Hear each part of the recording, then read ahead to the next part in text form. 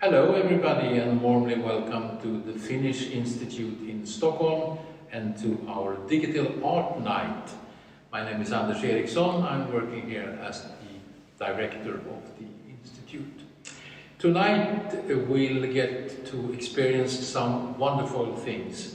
My colleagues Jana and Hanna will give us a tour of Emma Ainala's fantastic exhibition in our gallery. And later on we will hold an art talk concerning art, body and gender. Among the panelists we will find both professional artists and art experts. I'm sure it will be an interesting evening, and I really hope every one of you will enjoy both the art and the discussion. Again, warmly welcome to our event, and now I hand over the word to Hanna and Jana in the gallery.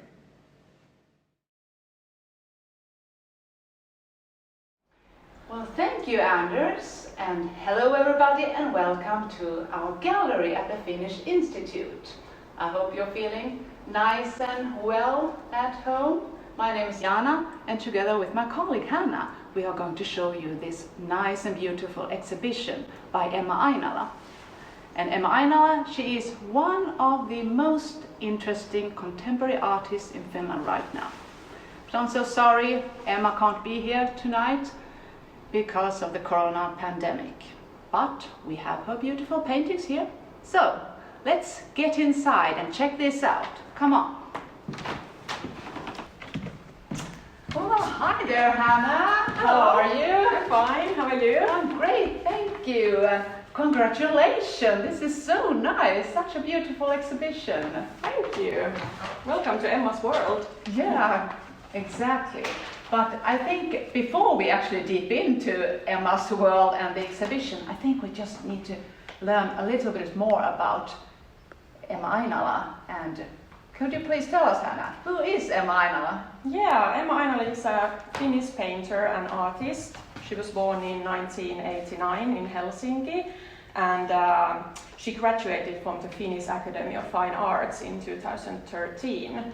But Emma lives and works in Savonlinna in the eastern Finland right now, and she is represented by Helsinki Contemporary, which is a fine art gallery in Helsinki, Finland. And Emma is known for her big oil paintings where she often portrays women, and there are many dreamy and mystical scenes. And Emma is definitely one of leading and most interesting artists in Finland today. Oh yes, you can definitely say that women and different types of women are a recurring topic in her work. But what more could you actually tell us about Emma's paintings and especially about her style? Emma's works are full with different details and elements and figures, and you can really spend a lot of time exploring the world in the paintings. And her works are often quite big, but here in this exhibition we have also two tinier oval-shaped works here. Well, she definitely has her own style, and I get the feeling that just looking at one picture that I could actually recognize more of her work. And yes, you mentioned the details, a lot of details, but when we discussed this, I think you also mentioned that there are a lot of references to not only historical phenomena, but also social phenomena in her work. Yeah, Emma's paintings contain a lot of references to social media and popular culture, and also different games and toys from the artist's childhood from the 90s. And in addition to that, there are many references to various periods in art history. Okay. Well, I think we now need to actually take a closer look at the exhibition, and we are starting with this one. It's called the Independence Day. And well, the Finnish Independence Day is coming up soon on December the 6th. And for those of you who don't know, for the Finnish people, traditionally the Independence Day has been a very traditional, ceremonial and a serious day also. you maybe visit the cemeteries, light candles, and you remember the veterans from the wars, and then you watch television also. You watch the reception from the presidential castle on TV. And there are people all dressed up in nice clothes and so on. But Hannah, this is something completely different, isn't it? Yes, here we can totally see a bit different scene, a bit more chaotic scene maybe. And there are girls or women drinking alcohol and like crawling on the floor. I don't know, it might be a ferry that goes between Finland and Sweden. And there are like Finnish flags on the places. They are not maybe usually seen on an Independence Day. Exactly, and I get the feeling that she's actually like challenging the way we should to celebrate the Independence Day and what's it all about. And for example, we here have a person, a Miss Finland, and a Miss Finland is a winner of a traditional beauty contest, and besides being obviously a very beautiful person, she also symbolizes or she is also an image of a good girl, so to say. But now she is here crawling on the floor and drinking. What do you make of that, Anna? Yes, well, Emma Ainala often portrays girls or women who maybe at first sight might like look quite cute and harmless, but when you look more carefully, you might see that there is something maybe weird in them, and the cute girls are not that cute anymore. There might be some danger or threat lurking out in the background, or the girls might be sad or confused. Exactly. But what do you think Emma Ainala wants to say with all this? Well, I don't know what Emma Ainala has thought, but maybe it's some way to challenging this picture of a good girl and show that women and girls can be so much more. Exactly. And in this painting, we also have a lot of references to the sea. We have a crayfish, we have oysters, and I think they could also be symbols for something else. And then we have this a dead person's head here on a plate. What do you make of that, Hannah? Well, it's very interesting, and actually this head made me think of the ancient Medusa myth from the ancient Greek history, and Medusa is also a recurring topic in the art history. And Medusa was a tremendous monster who had hair of snakes, and she could kill people with, she could turn people into stone with her gaze. But then there was this young hero, Perseus, who managed to cut Medusa's head off without looking directly into her eyes.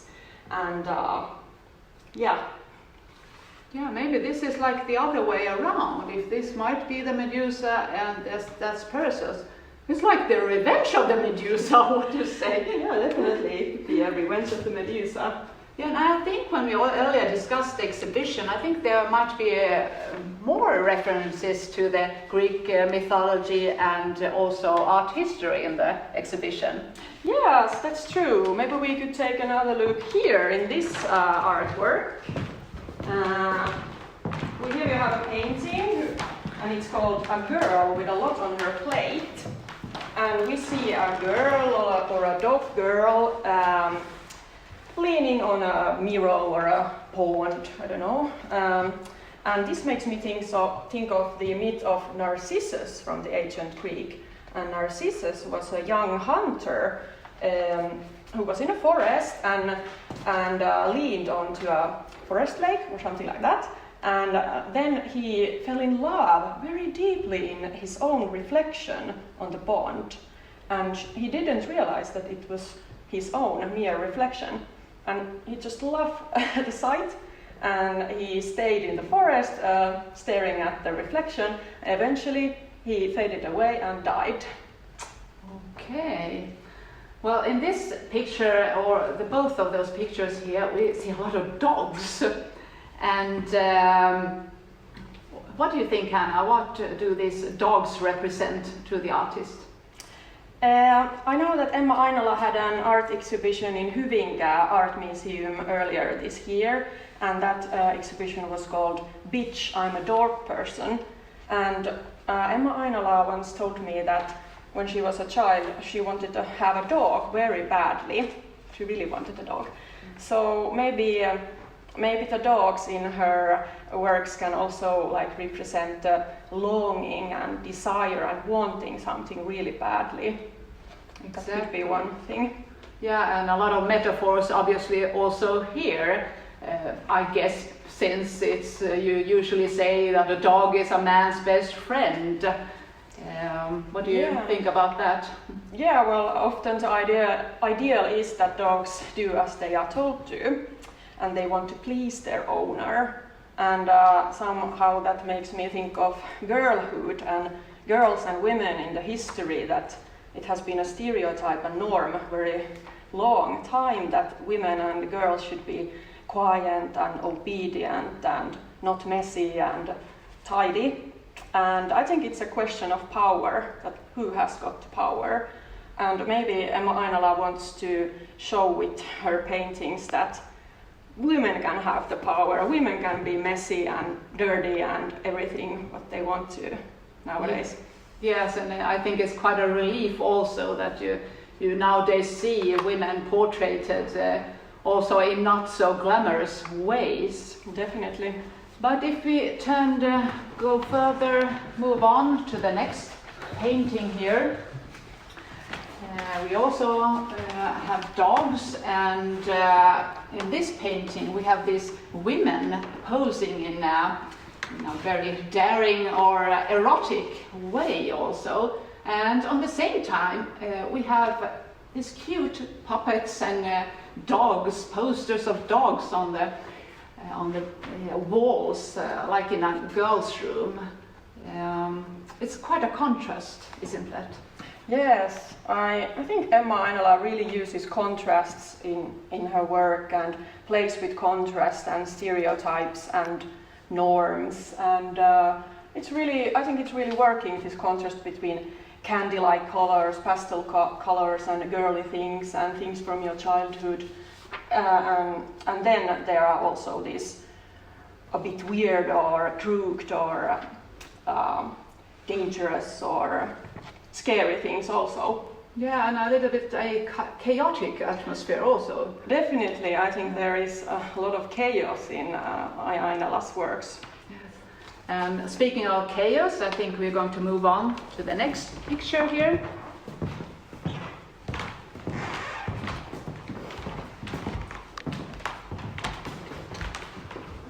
This painting is called Fortune cookie tree. Fortune cookie tree, that's right. And I think this is one good example of this more chaotic scene. And once again, we have a lot of details here. We have sad girls, we have happy girls, we have invisible girls, frogs and burning buildings and knives covered with blood also. And a lot of happening here in the picture. Yeah, there's definitely a lot of happening here, and it's interesting also that Emma Ainala has said that in her painting she wants to make sense of the chaotic world that we live in. And I also know that this is your personal favorite, Anna, isn't it? Yeah, I really love this painting because, as we said, there's so much happening, and I just can't get enough of it because there's all the time something new popping up that I didn't notice before. I also find Emma's pictures and paintings so fascinating because you can always interpret them in so many different ways. And for me personally, this being a mother of two little girls, this definitely represents a nightmare. Think if maybe they turn up like this. Yeah, it's like they might be like dreamy or nightmare scenes. You can decide maybe if it's a nightmare or a good dream when you look at the paintings.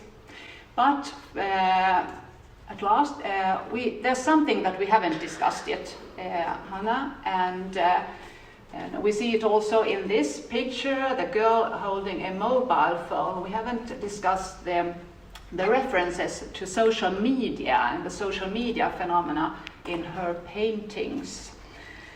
And also the name of the exhibition, that's a very long name, it's also references to social media. Yeah, it's called This Will Not Appear on Your Timeline Unless You Decide to Share It. And there's the timeline, of course, that refers to social media. Can you tell us a little bit more about the references to social media in Ainala's works? Yes, well, I think that Emma Ainala depicts our world and our time very skillfully, and we all know how big issue or big part of our lives social media is. We all, or at least many of us, spend like hours in a day scrolling different social media accounts.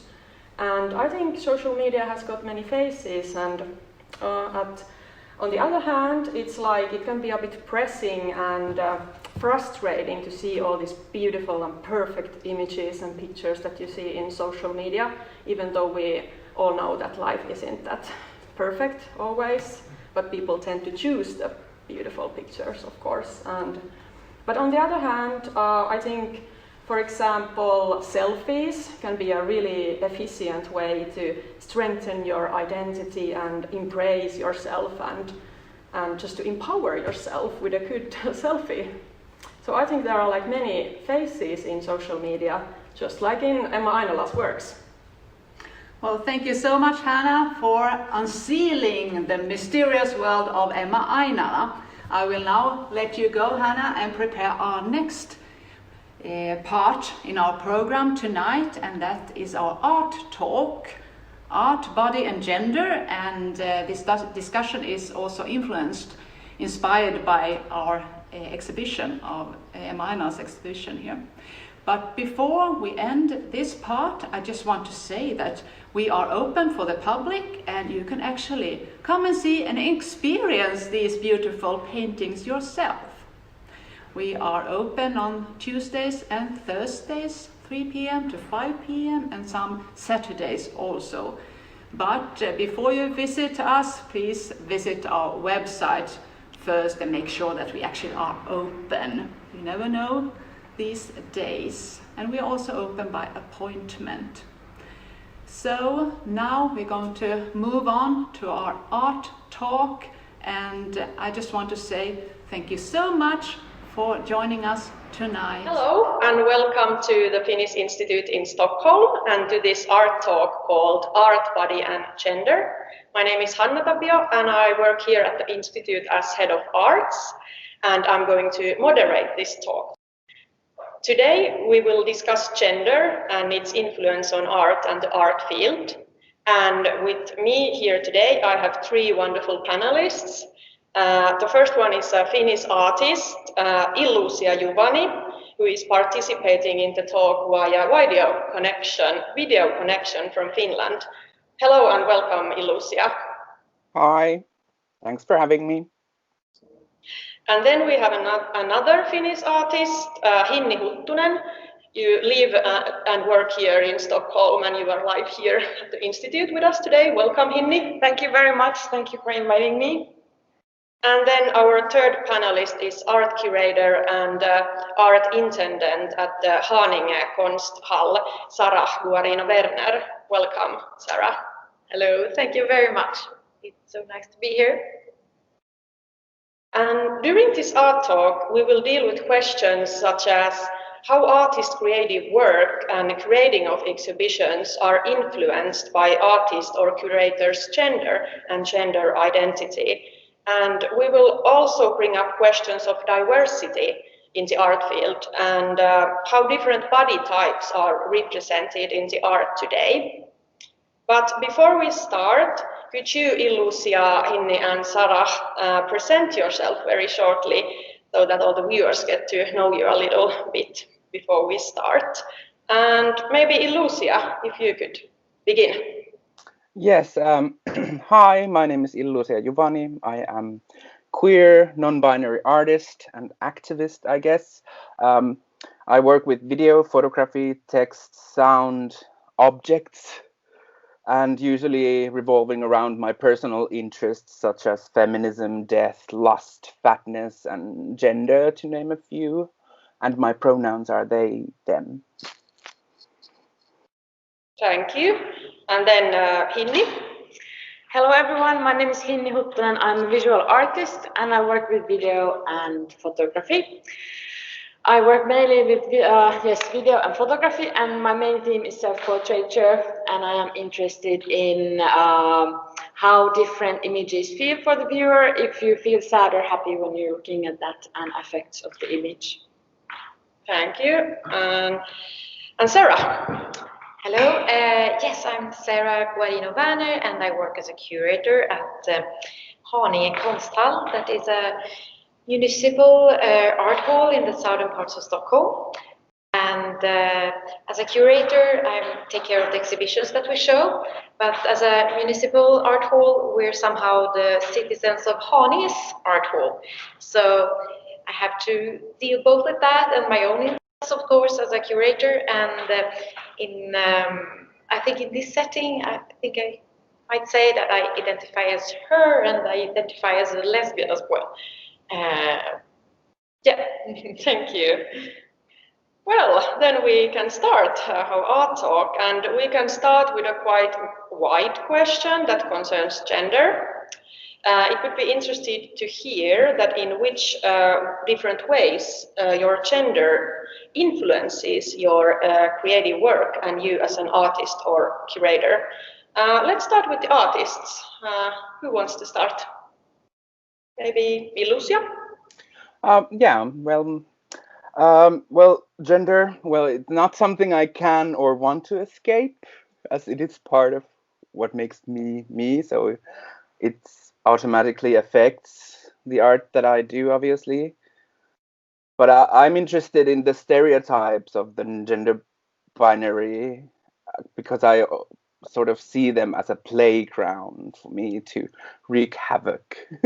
And to me, that's fun. It's kind of punching up if yeah, punching up. And yeah, I guess because I am non-binary, the outsiderness of not belonging to that system, and it helps me to be kind of critical towards the system, maybe easily. What about you? What do you think, Hinni? And the question was, how does my gender affect my artistic practice? Exactly. Yes, okay.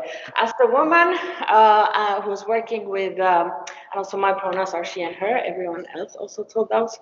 I'm a woman who works with self-portraits, so of course it is a woman's image in most of my works. So it's very practically, you can see that in my art. That is often a woman who is portrayed in the images. That is me.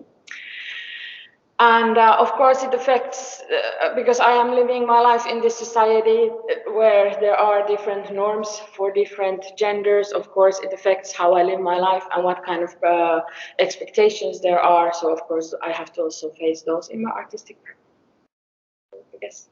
In those ways, for example. Yeah. And when it comes to you, Sarah, you are a curator and an intendant at the municipal art hall, Haninge Konsthall.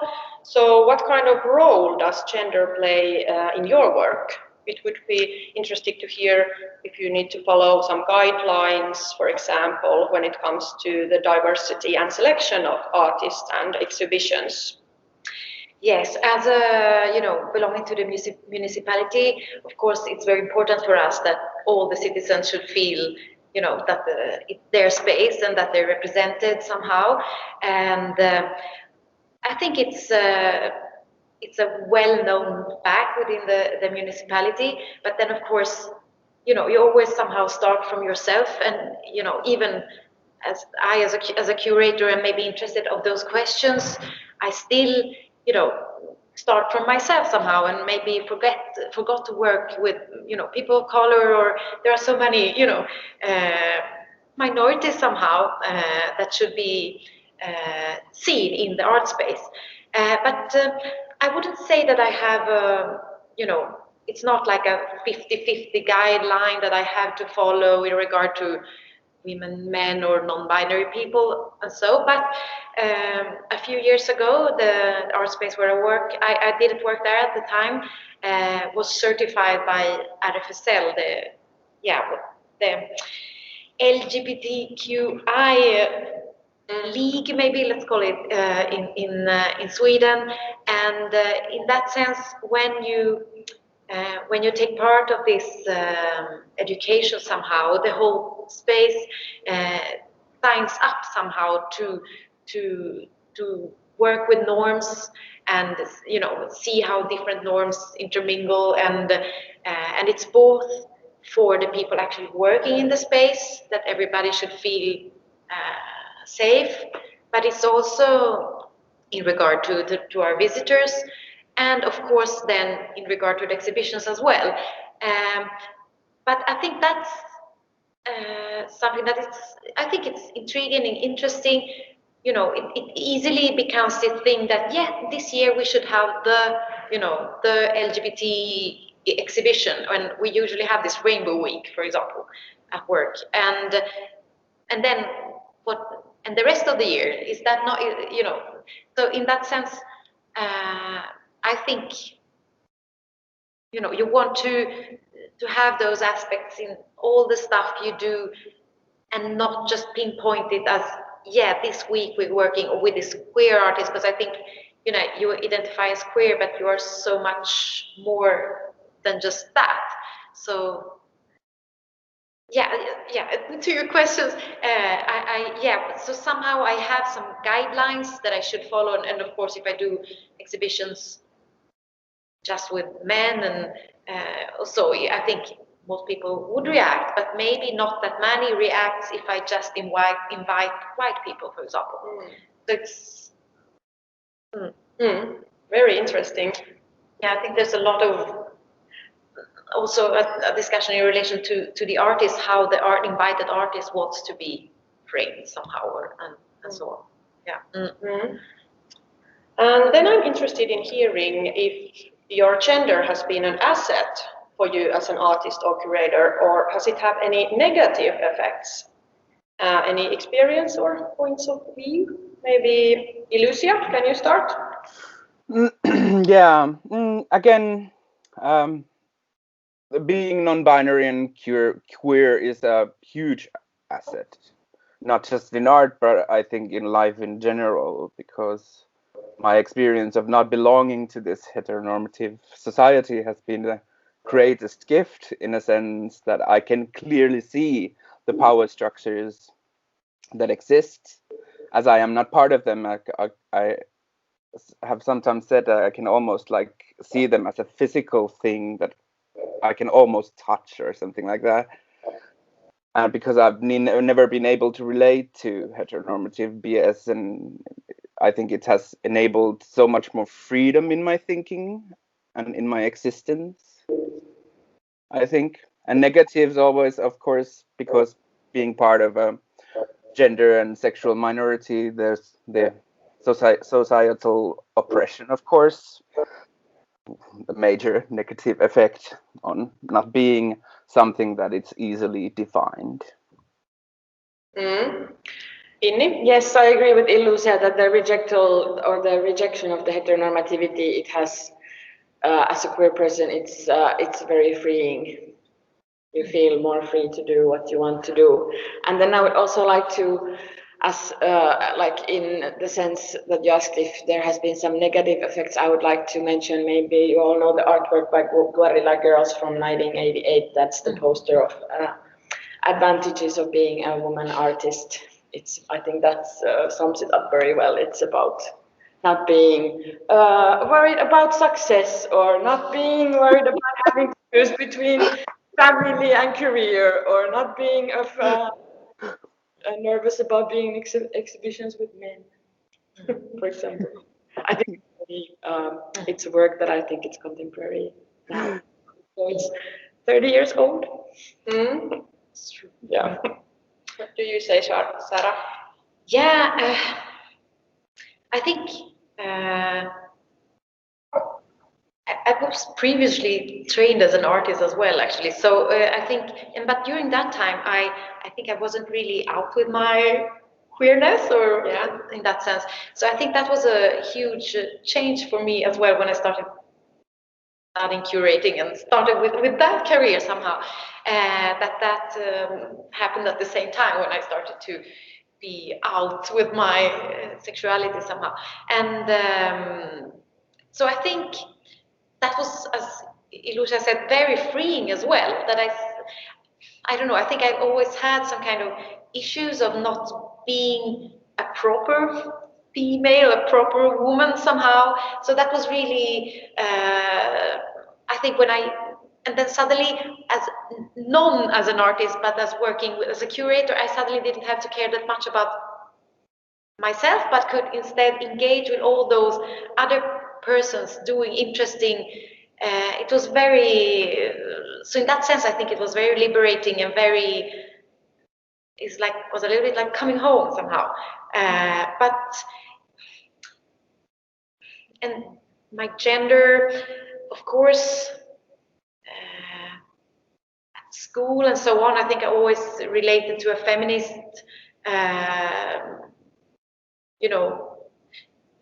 idea of that it was important as identifying as a woman, of taking space and so on. Maybe now, thinking more out of a queer view, it's not only like woman, but it's part of a lot of other minorities. But yes, I think within municipalities, I must say that I think there's a lot of women working, maybe more than men. I don't know. That maybe a lot of women working. Yeah, within I think the cultural sector. I don't know if there's more that men end up in the private sector more. It's an interesting. I don't know. This is totally unscientific, but yeah. I think it was really great hearing that this thing that it's freeing and liberating. I think that is just wonderful. And then Hinni and Illusia, you both use yourself and your own bodies in your works a lot. And Hinni, I wonder what kind of representation of women and womanhood would you like to produce or offer to the viewers via your artworks? Yes, as I've told during this talk before, I work a lot with self-portraiture, and that is something that I have started in the beginning of my art studies. And then while I have started to work with self-portraits, I then quickly, after looking at the self-portraits that I've made, that they differ from the vast majority of images that I face during the day as a fat person in those images. And I have also addressed the theme of fatness in some of my works very directly. And when I'm working directly with that theme, the theme of living in a fat body, I always try to think about that I'm making those works for other fat girls or fat women or fat people. So that has been like that. I'm trying to create those images and those works and videos for someone who can maybe relate to them, and like what kind of images they are longing maybe to see, or what I have wanted to see when I have been maybe a bit younger, or what I still want to see now. So, and I'm trying to like imagine that there's this kind of like solidarity within that, of like the images that I reproduce as a fat girl, that it's like a movement, no, not a movement, but a gesture of solidarity. I'm interested in that, and I'm making the works for other fat people. So that's question. But of course there's I think like in creating a representation of womanhood, it's a very big task to do, and I'm not trying to cover all of that, and I'm happy that there's that there's also other kind of images, but those are the ones that I've made for other people, great. for example. And Illusia, you as non-binary person, so what kind of representation of gender would you like to, or you wish to produce the viewers of your art? I'm very much in the same lane as Hinni, as that I want to represent for fat, queer, non-binary people, like show that this is one possibility, that there can be people like me. But I think for me, the goal is to drive the gender into a conflict or into a crisis, that to show non-binary and queer aesthetics and occupying space for them, and also inventing and displaying what that might be, and to show and talk about gender nonconformity and queerness intrinsically, rather than in relation to cisness and straightness as it's usually viewed and discussed. Thank you. And Sarah, or do you have any comments to that? Well, I really agree with both of you. I think it's very interesting, as you say, Illusia, this, this intrinsic way of working. I think that's important. I think it's so interesting that you also want to make art to other fat people and other people who can relate to these matters, if you understand what I mean, and not just to other world and show like, hey, we can be this way too. Do you understand that you took this aspect that you do to your peers also, and want to empower them maybe? Yes, I think it was a very important moment for me when I was thinking like, okay, when this work is going to be an exhibition now, and who am I dreaming of? Who is the people who's actually the audience there? Yeah, I think that was a good moment in school. It's really interesting. Well, and Sarah, how important is it to you in your curating of art, and you work as an art intendant, to remember the diversity and a diversity of different gender identities, and to introduce them to public? I'm wondering, like, what kind of power do curators have? I think you have quite a lot of power somehow, but at the same time, sometimes when you work with your exhibitions in your art space, and you're actually, who is seeing this? Am I actually, reaching the citizens that I wish could see this? But luckily, and I really enjoy this, having the art space in conjunction with the library as we have, because it's a culture house, and then I think there are people that goes there to have a coffee or maybe to get a book, but might have a little round in the art space as well. And I think that for me, I also wish that young person that feels maybe alone in the world enters the space and sees maybe an artwork that feels empowering, and there are other people like me and so on. But of course, I all the exhibitions I do don't have a queer aren't queer in that sense. But yeah, I think it's very important. But of course, there are other issues to cover as well, but I think it's everything is intermixed. So I think even if you have an exhibition dealing with whatever topic, usually I think you can have find a queer angle to it. And then of course I think it's very important with the pedagogical, the informative part of the exhibition making as well, which I have colleagues working with, and so you can't always, decide what people actually feel and see when they encounter an artwork. But I think art has the power to to get through. Yeah, we have actually the same, that our art galleries in this building, that there's also a library, and yeah, it's fun that people who maybe normally wouldn't visit an art gallery, that they just might pop in and see something different or see something new and be inspired about it maybe. Well, we can talk a bit about diversity in art field in Sweden and Finland. And in your opinion, how diverse is the art field today. Are there a lot of diversity when it comes to gender in art and different statements or voices, different masculinities and femininities and non-binary voices? And Illusia, you have the Finnish art scene as reference point. So what would you say about the diversity in the art? Well, it's getting better, but there's also, of course, a lot of conservative power structures that unfortunately still exist in the Finnish society and the art field. So it's a reflection of what society is, and I think it would be lie to say that patriarchy doesn't affect the art scene, as it still is very much white, cis, and straight here in Finland. So it's not diverse enough, I think, but slowly, painfully slowly, it's changing. And you, Hinni, as a Finnish artist who you live and work here in Sweden, and you have studied art here in Sweden, right? Yes. So you can maybe compare Finnish and Swedish art fields.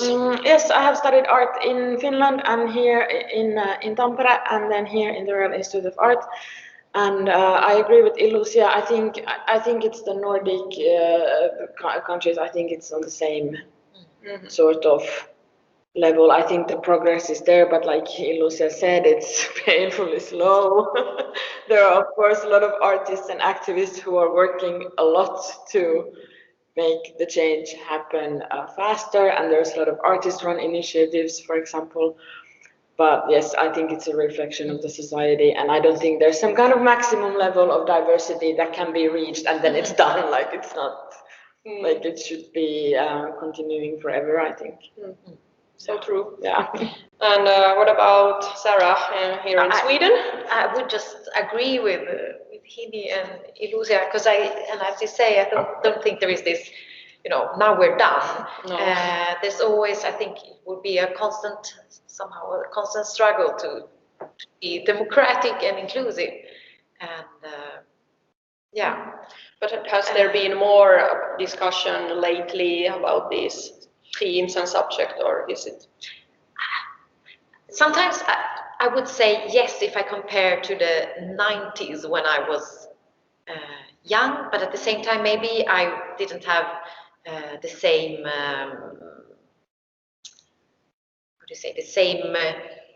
possibilities as I have today of with internet and blah blah blah. I think you were much more isolated at the time, so maybe there were initiatives that I didn't know anything about. But sometimes I also feel that maybe you get around in a setting where most people maybe are interested in those questions and deals with these questions, and then you feel it's getting better, but then I feel that I don't have a total overview, and I still think Yes, and then we can talk a bit more about body. There are many factors and matters that relate closely to gender and that build and produce also gender identity, and one of these is body. So we know that there are a lot of stereotypes about how a woman or man should look like, and what is masculine, what is feminine, what is the norm and stereotype and beauty ideal, and so on. And I know, Hinni, that you work, deal a lot of questions that has to do with body in your work, and you also want to smash bodily norms in your art.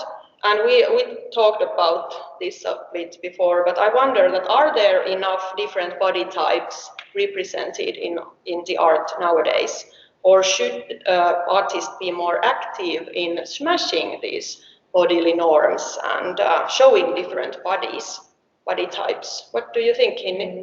I think that, like in relation to the other question that we talked about before, that it's the same answer, that there is no limit, that okay, now we have represented all the bodies in this world and now it's done. Like that's not possible. So yes, but also I think if you're an artist and you work with bodily themes, I think that's good, and I'm interested in those kind of artworks and artistic practice, but also maybe some artists are not interested in talking about bodily subjects. Maybe they're talking about some other themes, and then maybe their body should not be, or their gender maybe should not be in such a focus in those situations. Maybe, I don't know. But yes, I think there should be, of course, the answer to your question, if there should be more different bodies represented, the answer is yes. Yeah. And yeah. Yeah. What do you say, Illusia? Well, we have talked a lot about this with Hinni before, and for one example, that is that somehow it feels like that no matter what we produce, there is always, for example, fatness that is constantly present in our images as a part of the narrative. That norm-bodied artists are seen more of blank canvases to viewer to project themselves and their thoughts and interpretations into the artwork. That fatness makes it somehow less universal. Yes. And if you put queerness and gender non-conformity to that mix, it makes it even more specific. I think, like it narrows it down somehow, kind of. Because now I have been working with the theme of sadness, and I have been making like sad self-portraits, but of course it's my fat body in the images still, so I don't know. I can't change that. Yeah. So, do you have any comments, Sarah? But somehow you wish there was a world where, you know, maybe a little bit as we discussed before in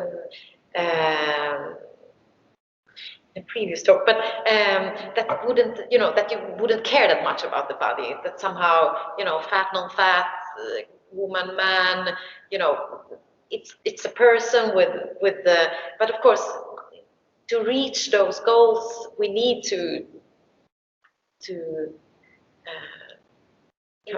pinpoint. Yeah, and maybe we need to talk about these questions today when we are on the way to that goal. But I think sometimes it is difficult to you know, does this artist want to be you know, framed as queer? Of course, I would ask in that sense, but you know, or is it maybe the other questions that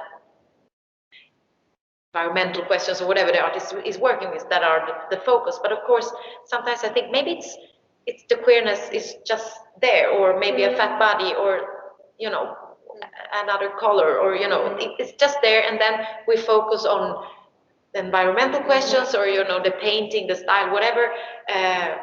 But there is another body in the room somehow. Yeah, and then I'd like to talk a bit about this body positivism, the acceptance of all kind of bodies, regardless their size, shape, appearance, physical ability, gender, or race. Body positivism has been quite current phenomenon in both countries, maybe a bit more in Sweden than in Finland, or what do you think, Hinni? I think body positivity has been, I think it's a very global phenomenon at the moment, and I don't, or I think it's all over the world. And I think when I found about it as a teenager, I was very happy, and it has made my life during those years very much better. But nowadays, I would maybe, instead of I would call myself a radical body positivist. Do you say like a body positivist instead of just a body positivist? Because I think even that should be like more expanded more from the because there are also like hierarchies. Like now we have been talking a little bit about fatness, but of course like there are like also that is like a large topic, and you can like in that hierarchy be on a different level with another fat person. And I think that in radical body positivism, you try to demolish all the different hierarchies between different kind of bodies regarding weight or your able-bodiedness or other. Yeah, there are many like, categories or like identities. So I've grown out of body positivity to become a radical body positivist. What would you say, Illusia? Do you have some comments? I wouldn't talk about positivity. I would talk about like body neutrality instead. Yeah. Kind of. Could you explain body neutrality? Body neutrality, kind of like body positivity brings up like this idea that we should be loving our bodies no matter what kind bodies do we have, and especially in a society where, for example, fatness again is like, society tells me that fat bodies are ugly, wrong, and should not be displayed or celebrated in any way. So kind of like asking to be positive about your body in that kind of environment is too much to ask. So I think neutrality is a better term, like body neutrality is a better term for it because of that kind of, it brings up like more into the equation, I think. Yes, because I think like even if you hate your body, it shouldn't like it shouldn't make an effect on your value as a person, even if you struggle with your body because of whatever reason. Like I think it's maybe, and like I think in like radical body positivism, it's like trying to stop the actively hating your body, maybe. Yeah. So you will then be a body neutral person, maybe.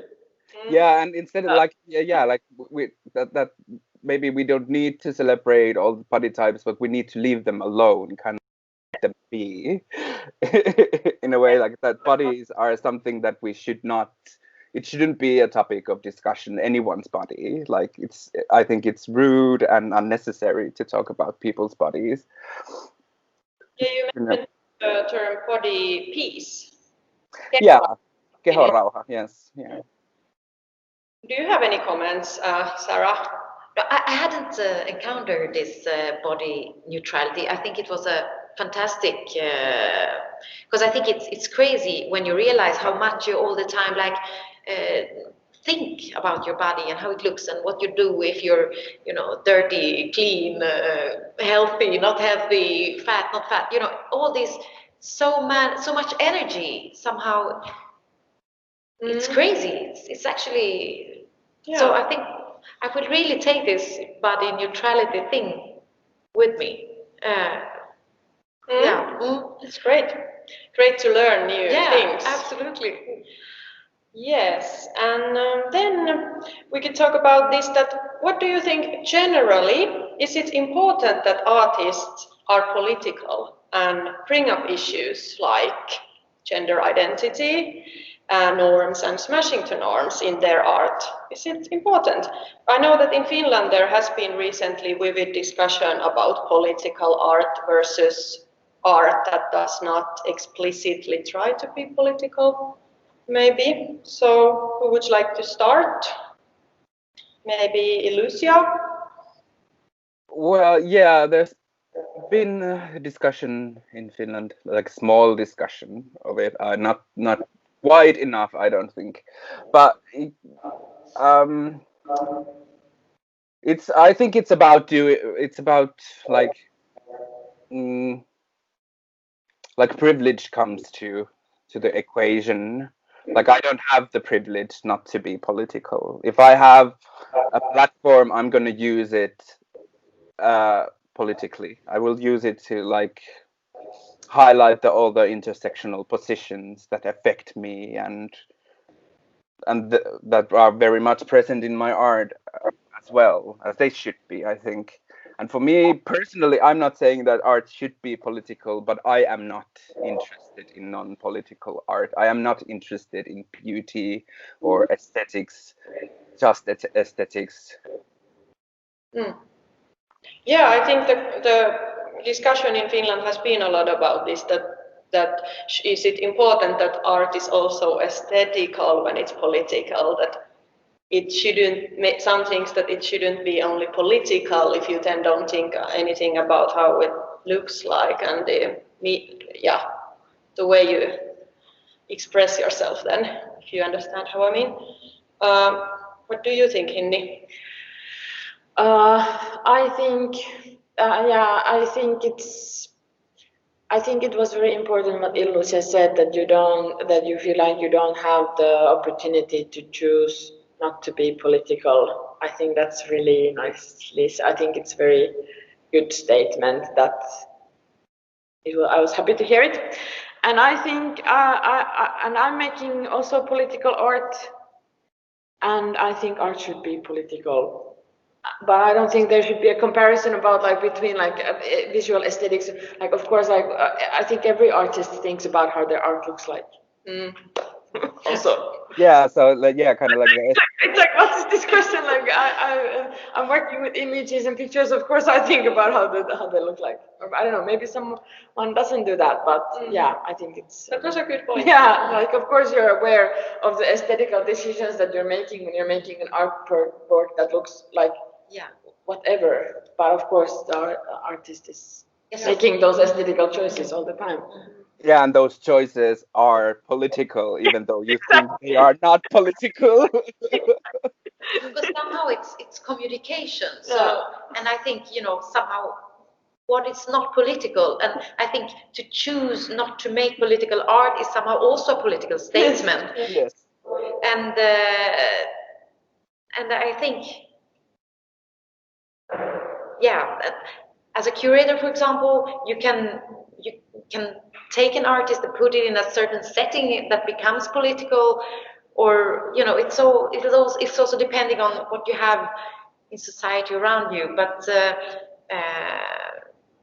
even something very aesthetical can be very political in a certain setting. So, and a certain, I think, like a queer aesthetics, or I think that people maybe tend to think are something ugly, or so that the aesthetic thing can be really political in itself, I think. Yes. But in the end, I think it's what you communicate, and when you communicate with other people in society, somehow you're in a political setting. Any comments to this? Then we can go to my next question. What do you think? What kind of platforms do artists have at their disposal to help them create and strengthen their identity, except through art? Then, of course, I have noticed, for example, that in social media, some artists are very active, and especially in Instagram. What would you say? What kind of platforms do artists have? Hinni? I think, you mentioned Instagram. I think Instagram is a popular platform. There's a lot of artists who are very active there. And then I think also different kind of artist-run initiatives are important. Can you tell a bit about those? At the moment, I have my studio in Detroit, Stockholm, and we're 20 artists, and we have an artist-run gallery and a studio space. So I think that is, for me, a very important platform, because I'm there and I meet my fellow artists there. And then in Finland, there are other artist-run communities where I have been part of, who are self-organized. And I think that those are important moments where you can gather some energy together, work together. I think that's nice. Maybe it's like somehow fruitful to work in a group. Yes. Yeah. What would you say, Sarah? I would agree with Hinni that, this kind of artists, I think a lot of the change that has came about in the art world comes from artists engaging in a question and working together and empowering each other. More than, let's say, from a institutional, Yeah. And so as working in an institution, I think maybe what I can do is free space to do, and choose what art we can buy, and in that sense promote. And of course that's both power and political somehow. Maybe I got a little bit out of the, of the question. But what about you, Illusia? Are you active in Instagram, for example, or do you use social media for your art? Yes, I think my social media is mostly an tool for me. I think I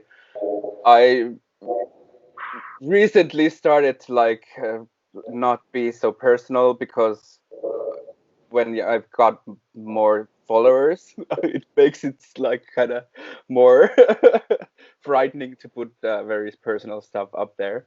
But I think I follow social media, like kind of like discussions on YouTube that are not necessarily related to art or art field. I have like my collective of artists and friends are usually we like me and Hinni, we talk every day about art and have conversations about it, and with my colleagues and friends here in Helsinki also. But for me, like social media has been like a very important tool to broaden my understanding and get more information that helps me to dismantle these structures in my own life and thinking. And like YouTubers like ContraPoints and Cat Black, for example, have been a very valuable resource for me. And maybe from Instagram, there's Aubrey Gordon, your fat friend. Her Instagram has given me a lot of energy to keep going and deconstruct my own internalized fat phobia. And there's really interesting conversations happening there. I think it's a very good tool to create powerful movements and distribute information that is otherwise ignored by the mainstream media. Well, then I go to my next question. I wonder if you have any tips or recommendations of interesting artists or exhibitions that deal with gender or body in a fresh, inspiring. There's something you want to tell us about? I think it's hard to like say that and that, because I think there's so many people doing fantastic work. But maybe a little bit, as you said before, Hinni, I think there's a lot of like groups that have been very important for I think, for example, like Brown Island at Konsthall, or even the Straight Museum was early on in Sweden with working with queer issues and stuff like that. And I think these kind of the Swedish the Swedish Archive for Queer Moving Images, and this kind of Swedish Archive for Queer Moving Images, and like this initiative called Rosa Brus that it quite recently started. They collect audio material that somehow connects to some queer setting, and as the voice or the sound as a carrier of queer history. And I think there's, I don't know, what do you have, Hinni? I would like to bring up from Finland. I would like to bring up Camille Auer and her artistic practice, and then here from Stockholm, Victoria Versau. I think they have amazing works, and everyone should take a look. Great. Yeah. What do you want to recommend, Illusia? I want to recommend Jenni Julia Wallinheimo Heimonen. She's a political disability artist and activist here in Finland, and her work is amazing. Great. And Camille Auer also. Same as Hinni. Yeah. Do you have any other, Sarah? We had an exhibition called I Want to Seduce You with Louise Blad, and that deals with the archive of a British lesbian activist. So, I could mention a lot, but now I choose Louise because we just worked with her. So I think check her out. Yeah, that exhibition sounded really interesting. And now it's time for my last question, actually. Is there something that you would like to change in the art field and in the art world when it comes to gender issues? Any last words or points of views? Illusia, do you want to start? Yeah, it would be like I would like to increase funds in the art field, specifically money for the artists to live as they work. The current funding system, I think, is insufficient and usually modeled for very short-term projects. And then kind of you have like this 3 months of grand working and then you just fall back into poverty and desperation, and that's not healthy, and that's not a good place to be creative. So I think that would be a really good thing to fix. And of course, like make diversity the norm in the all sectors of our field, like even like the higher up in the hierarchy as you go, like it should start from up there. About Hinni? Yes, can you please say what was your... Is there something that you would like to change in the art field and art world when it comes to gender issues? When it comes to gender issues. Well, I was thinking about this yesterday. I think it should be important to not have this gender inequality in the art world as it is present in the society. So I think it's the same questions that we face on other everyday situations that are just mirrored in the field of contemporary art. So I think like the gender inequality, I think that's it's a fact that it's there and it should not be there. So that would, I think art is such a powerful tool of communication somehow, and I think it's, I wish that society at large would see how important art is in so many settings and important for people's well-being and for being able to imagining a better world. And I think that, you know, a society that takes care of its artists somehow and doesn't see art as a kind of luxury consumption thing, but a necessary way of thinking and dealing with the world.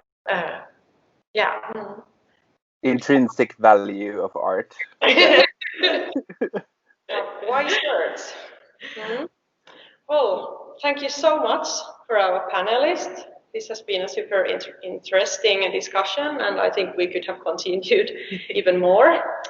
And big thanks also to all our viewers.